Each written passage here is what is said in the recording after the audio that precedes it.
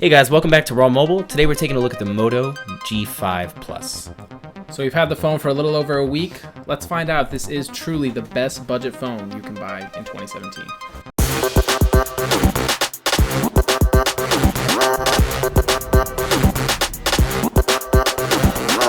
So guys, I'm actually pretty excited to talk about this phone. There's a lot of things that I've liked after using this phone as my daily driver for a week. Let's start with the build quality. The phone is a metal and plastic design, weighs about 155 grams, and thickness, it's about 7.7 millimeters thick, which is actually a little bit thinner than the Moto G4 Plus, and feels really good in the hand. It doesn't feel cheap, it doesn't feel too weightless or too plasticky. As for the display, we have a 5.2-inch 1920 by 1080 resolution screen, which gives you 424 pixels per inch. It looks pretty good. So for a 5.2-inch screen, 1080p full resolution, you're going to have a very, very sharp display. You're not going to notice pixels when you're looking closely at the screen, even if you're looking up too close. Yes, there are phones out there that have higher resolution screens, but it may not be necessary considering how good this screen actually looks resolution-wise.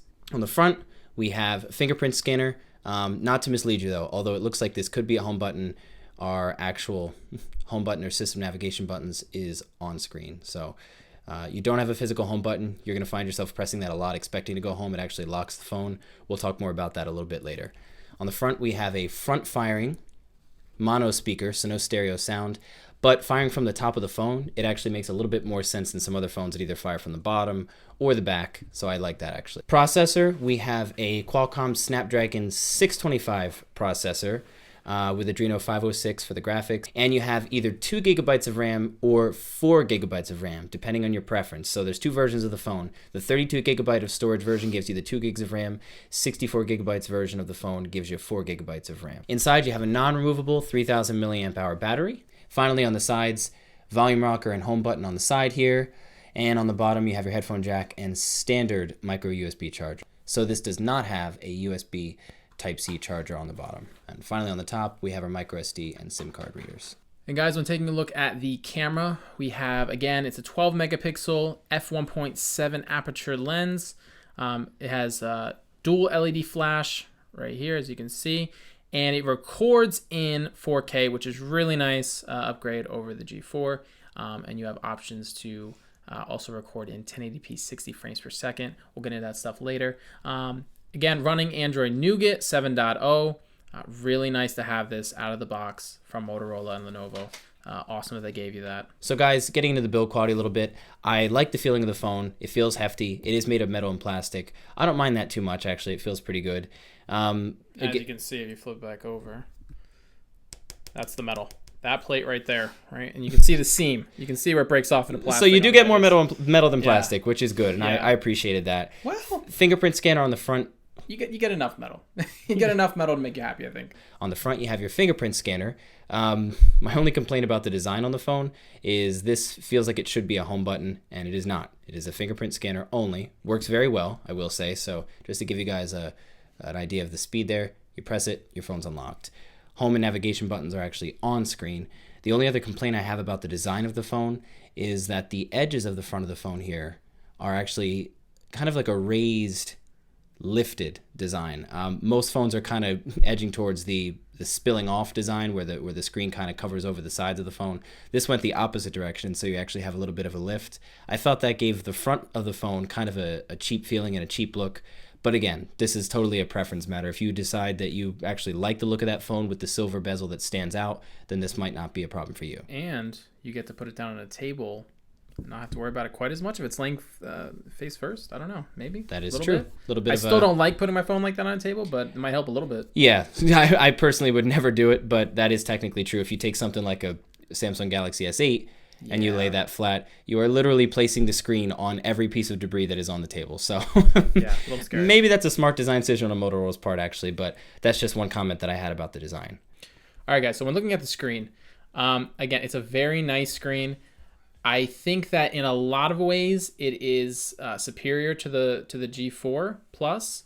The only thing, though, that really bothered me, if you go to anything that is white, you're going to notice horizontal lines going across the screen. I don't know if we can even show you this on camera, try. or if it's something that you can only see. You can actually, in person, see the digitizer basically on the screen.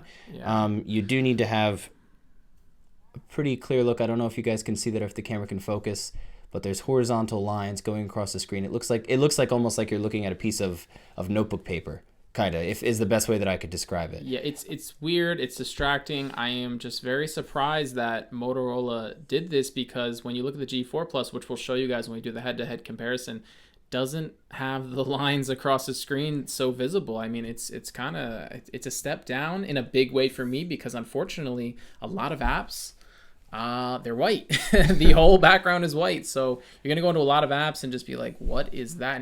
And once you see it, you can't unsee it. Yeah. To be fair, guys, before we make it sound like that's gonna ruin the screen for you, I actually didn't notice it until Ryan pointed it out to me. And then however, then you couldn't stop noticing. Once I notice it, I can't stop noticing it. Yeah, so it's a little weird. It just seems a little bit too cheap, and I just feel like, I understand this is a budget phone, but the G4 Plus didn't have this issue, so I don't understand why they downgraded there. So that's an interesting decision by Lenovo. But again, if you're looking at the colors of the screen, the vibrancy, I think it's a little bit better than the G4 Plus. And again, it's a smaller screen, so at 5.2 inches versus 5.5, you're getting a better pixel density. And on the bright side, it is a 1080p Full HD display. In a phone that's under $300. Most Motorola phones are AMOLED displays. Bear in mind, this one is an LCD IPS display, so the blacks are not going to be quite as rich as you might see on something like the Moto Z Play or Moto Z, but they still look very, very good. And again, it's a full 1080p display, which is my favorite part about the screen. So with the 625 Snapdragon 625 processor in the Moto G5 Plus, I think this phone is incredibly smooth. I literally tried to find a hiccup, lag, something that just was wrong, and I couldn't find anything close to annoying or frustrating. Typing was very easy. Everything opened perfectly fine. It's just a good experience overall. I really, really like the Snapdragon 625. I think as long as you're not using super demanding apps or games, it's going to be great for just about everybody, because day-to-day tasks were super fluent, super easy to do. So guys, looking at the Antutu benchmark, got a 61771. It's a pretty good score. Most of the mid-range phones are falling somewhere in this with the Snapdragon 625. You can compare it to the Honor 6X with the Kirin 650. 61 though, pretty good score, about what we expected. Typing is super smooth on the screen as well. That's something that I noticed. So let's say I'm talking to Google here. Let me get started. We've done a reset like about 3 times on this phone. I'll do it later. I'll set it up later. Thank you, Google Assistant. I can't type to Google Assistant. Hold on, let's start over. The actual processor itself. Let me give you an example. Let me use another app. Sorry, son of a- What can I use? There. Yeah. All right. The typing is very, very good. So this phone handles... Oh, God, there's no autocorrect in that app. I cannot get lucky with this right now. All right, hold on. This phone responds... Oops. Well, that was my fault. Well, you can't spell those. Obviously. That's part of the problem. Responds very well to fast typing, even when the user makes a bunch of mistakes. The keyboard is not falling behind or lagging behind you. It keeps up very, very well. So Bluetooth, I had no issues. I paired it to my car. It connected to Honda, Mitsubishi. I think you had no issues with your Volkswagen. Yep.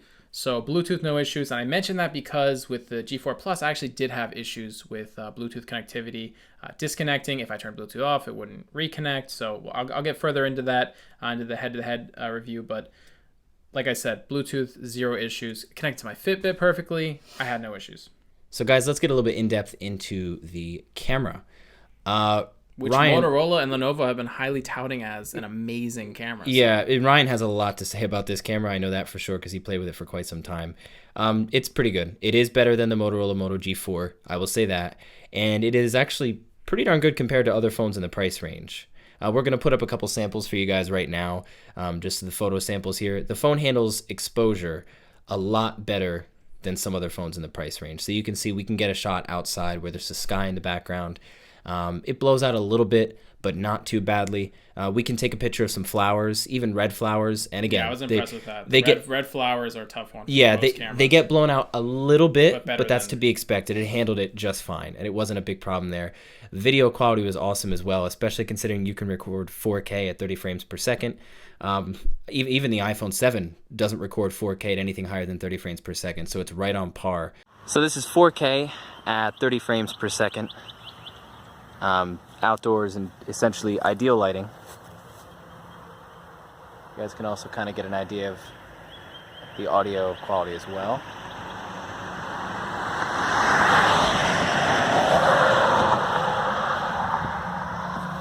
Get up close for you guys so you can see somewhat of a macro.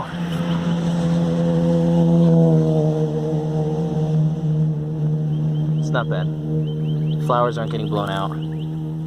These pink flowers are not getting too horribly blown out, especially when the phone focuses on them.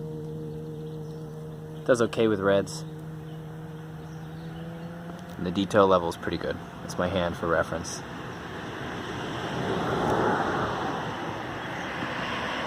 You guys can see it does take a few seconds to get its focus back there, so let's say we're looking at something up close here. I stand it up, waiting, there we go. As for the actual camera app, Ryan always says very vanilla. It's just a basic camera app. Point shoot. Very easy to use. Point and shoot. You can pull it out of your pocket. You can, we'll do the thing that you love to do. Oh. How quick is it? How can I resist? You ready, guys? Oh, I need to take a picture really quickly. My phone's off. What am I going to do?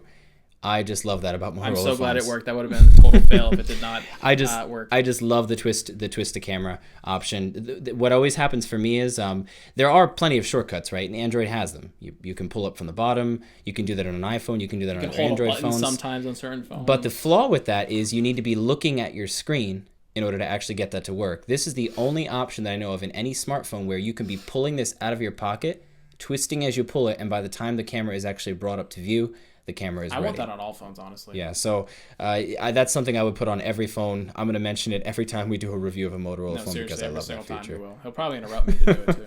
So probably one of my favorite things with this phone is the battery life. It's incredible. It's extremely good. Everyone's talking about the Snapdragon 625 having amazing battery life for all the phones, but this one I think is in a league of its own. I mean, it's really, really good. I mean, look at that. So what is it telling me? 1 day and 1 hour left. I was at 52%, and look at that. So 3 hours and 38 minutes of screen on time. And guys, I used this all day, didn't charge it at night, and then the next day I came back to it, and this is what it was at, 52%. And I was on YouTube watching video after video after video. I mean, I wouldn't say it was the most extreme heavy use, as you can see, only 3 hours and 30 minutes of screen on time, but I was using the phone like I always do, plus some more, and it's just really good. And guys, not only that, but the phone has an excellent standby battery. Really good. I mean, when I originally took the phone from Ryan, because we trade off in the middle of the week here so we can both use it, he forgot to give me the charger. I don't have any more of the standard USB chargers because everything I have is either Lightning for iPhone or we're going to have USB Type-C. I had the phone for 3 days before he gave me the charger, and it had not died. Now, I was being careful with it. I was using it very lightly because I didn't want it to die, but it lasted me 3 full days without being plugged in one single time and wasn't dead, and I thought that was huge. I couldn't believe when he told me. That's extremely impressive. Actually, he literally didn't believe me. So yeah, no, I didn't. I asked him like twice. Nice thing, too. So on top of the battery being amazing, you get the turbo charging, and it comes in the box for you. Love that. It charges so fast. So not only is the battery going to last forever, but when you do need a quick little charge, if you want to before you go out, it's going to charge it unbelievably fast, better than a lot of other phones. Really awesome that Lenovo, Motorola, they threw that in there for you. So overall, what do we think about the phone? Ryan, what would you say first? I'd say for the price that it's at, this is probably the best budget phone that you can get, period. I know everyone keeps saying that, but it's honestly the truth. I would pick this up before just about anything else so far that I've used. It's such a good phone for the price. There's no issues, nothing. There's, like I said, there's no lag, there's no stuttering. It works. That's what I've noticed, and that's the one thing that I'll say 100%. You forget that you're testing out or trying out a budget phone. I use this phone as my daily driver. We have a Galaxy S8 here. I have an iPhone 7. I've used those as my regular daily driver. When I use this, I didn't feel like I was missing out on anything, and it makes you question why you might want to spend so much. Why spend $750 for a phone when you could get something as cheap as the Moto here? Does all the same things, maybe not at the exact same caliber, but it gets the job done and it doesn't give you any trouble. So overall, guys, this is a great buy. All right, guys, that's our full initial review of the Moto G5 Plus. If you like these videos and want to see more, leave a comment below of a great budget smartphone that you'd like to see reviewed next. And guys, as always, please like, follow, subscribe, go over to our Instagram and Facebook pages, and please stay tuned for our next video where we're going to compare the G5 Plus with the G4.